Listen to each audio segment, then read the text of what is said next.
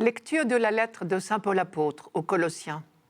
Frères, dans le baptême, vous avez été mis au tombeau avec le Christ et vous êtes ressuscités avec lui par la foi en la force de Dieu qui l'a ressuscité d'entre les morts. Vous étiez des morts parce que vous aviez commis des fautes et n'aviez pas reçu de circoncision dans votre chair. Mais Dieu vous a donné la vie avec le Christ. Il nous a pardonné toutes nos fautes. Il a effacé le billet de la dette qui nous accablait en raison des prescriptions légales pesant sur nous. Il l'a annulé en le clouant à la croix. Je commence par le dernier verset.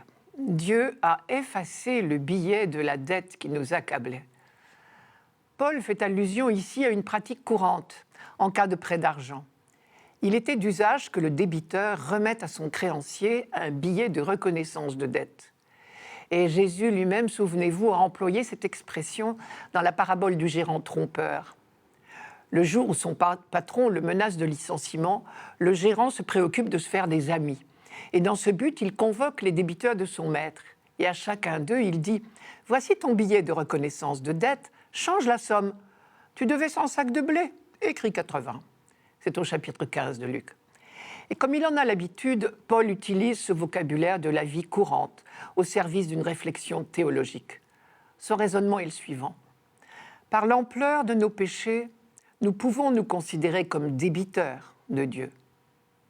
Et d'ailleurs, dans le judaïsme, on appelait souvent les péchés des dettes. Et une prière juive du temps du Christ disait « Par ta grande miséricorde, Seigneur, efface tous les documents qui nous accusent. » Or, tout homme qui lève les yeux vers la croix du Christ découvre jusqu'où va la miséricorde de Dieu pour ses enfants. Avec lui, il n'est pas question de comptabilité. Père, pardonne-leur, ils ne savent pas ce qu'ils font, est la prière du Fils. Et lui-même, Jésus a dit, qui m'a vu a vu le Père. Donc le corps du Christ, cloué sur la croix, manifeste que Dieu est tel qu'il oublie tous nos torts, toutes nos fautes contre lui. Son pardon est en quelque sorte affiché sous nos yeux. Ils lèveront les yeux vers celui qu'ils ont transpercé, disait Zacharie. Tout se passe donc comme si le document de notre dette était cloué à la croix du Christ. On ne peut pas s'empêcher d'être un peu surpris. Tout ce passage est rédigé au passé. Dans le baptême, vous avez été mis au tombeau avec le Christ. Vous êtes ressuscités avec lui. Dieu vous a donné la vie avec le Christ.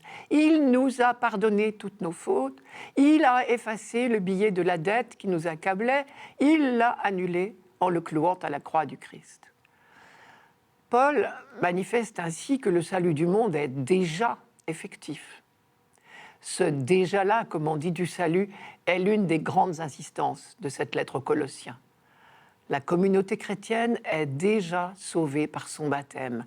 Elle participe déjà au monde céleste. Là encore, on peut noter une évolution par rapport à des lettres antérieures de Paul. Par exemple, la lettre aux Romains. Je cite « Nous avons été sauvés, mais c'est en espérance, Romains chapitre 8. » Ou encore « Si nous avons été totalement unis, assimilés à sa mort, nous le serons aussi à sa résurrection. » Encore la lettre aux Romains. Alors donc que la lettre aux Romains mettait la résurrection au futur, celle aux Colossiens et aux Éphésiens mettent au passé et l'ensevelissement avec le Christ et la réalité de la résurrection.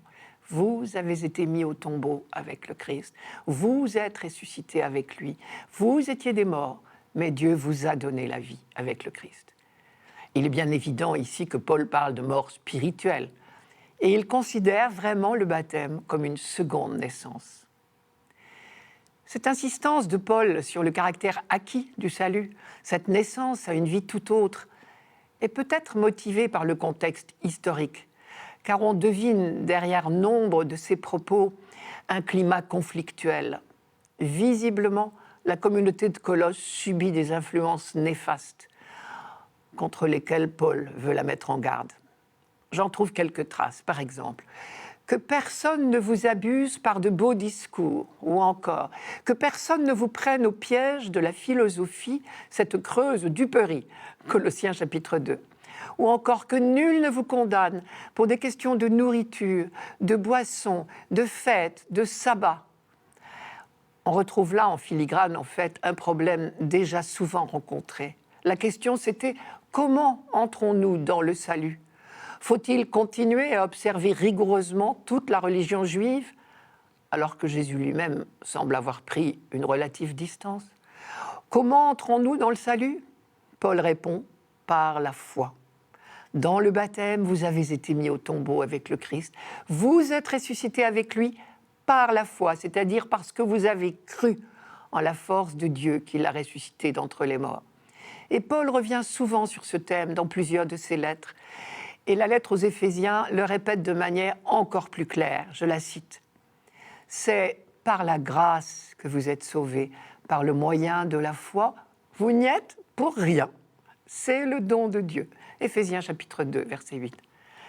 La vie avec le Christ dans la gloire du Père n'est donc pas seulement une perspective d'avenir, une espérance, mais une expérience actuelle des croyants, une expérience de vie nouvelle, de vie divine, devrais-je dire. Désormais, si nous le voulons, le Christ lui-même vit en nous. Nous sommes rendus capables de vivre dans la vie quotidienne la vie divine du Christ ressuscité. Cela veut dire que plus aucune de nos conduites passées n'est une fatalité. L'amour, la paix, la justice, le partage sont désormais possibles. Ou alors, si nous ne le croyons pas possible, alors ne disons plus que le Christ nous a sauvés.